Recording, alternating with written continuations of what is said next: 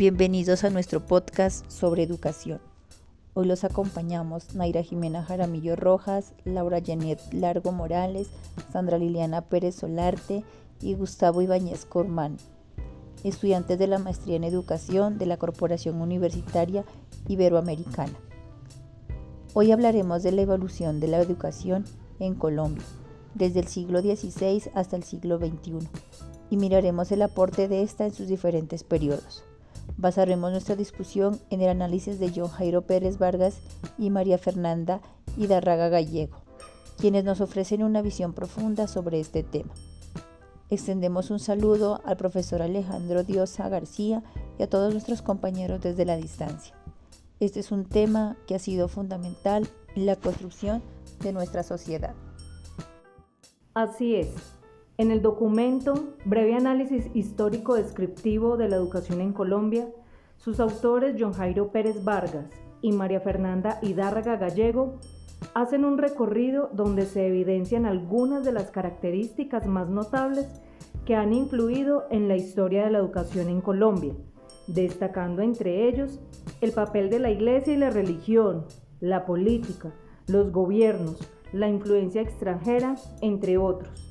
Lo anterior nos lleva a reflexionar en cómo ha cambiado la educación desde sus inicios hasta la actualidad, partiendo de aspectos como el paso de la educación tradicional a una educación participativa, la inclusión, la pedagogía crítica y el impacto de la tecnología.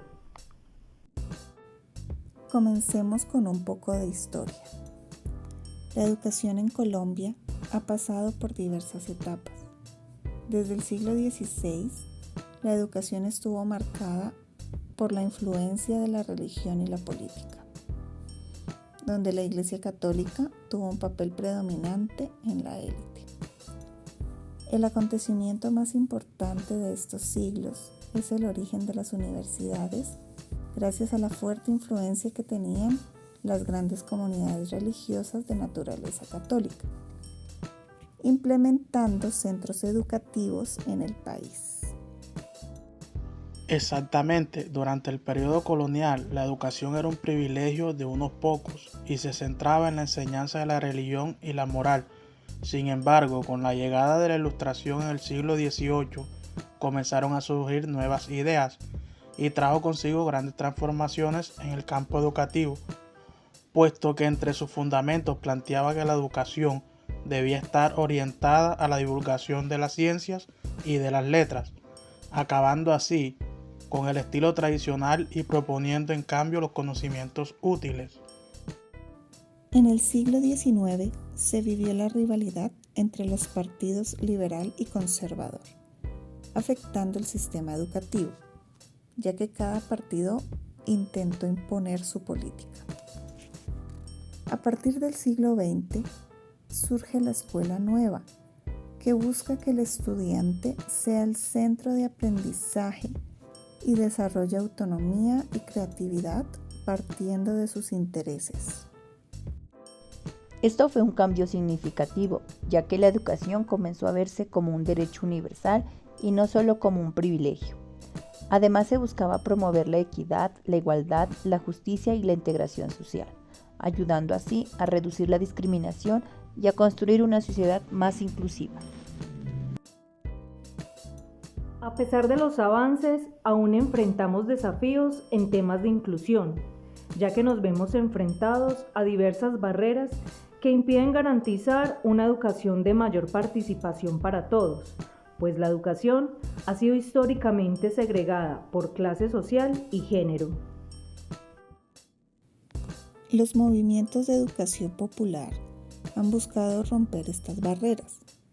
Para ello, han implementado estrategias en la forma de enseñar, evaluar, como también haciendo adaptaciones al currículo, y de esta manera poder cubrir la diversidad presentada en los diferentes contextos. Pero todavía hay mucho por hacer para garantizar que todos los estudiantes tengan acceso a una educación de calidad.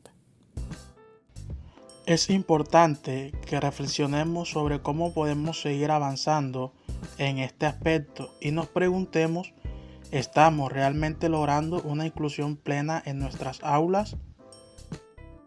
Pensemos ahora en la pedagogía crítica, promovida por Paulo Freire, el cual busca empoderar a los estudiantes para que cuestionen su realidad y se conviertan en agentes de cambio. Por otra parte, empezó a cuestionar los medios elitistas y promovió una educación más inclusiva y centrada en el estudiante.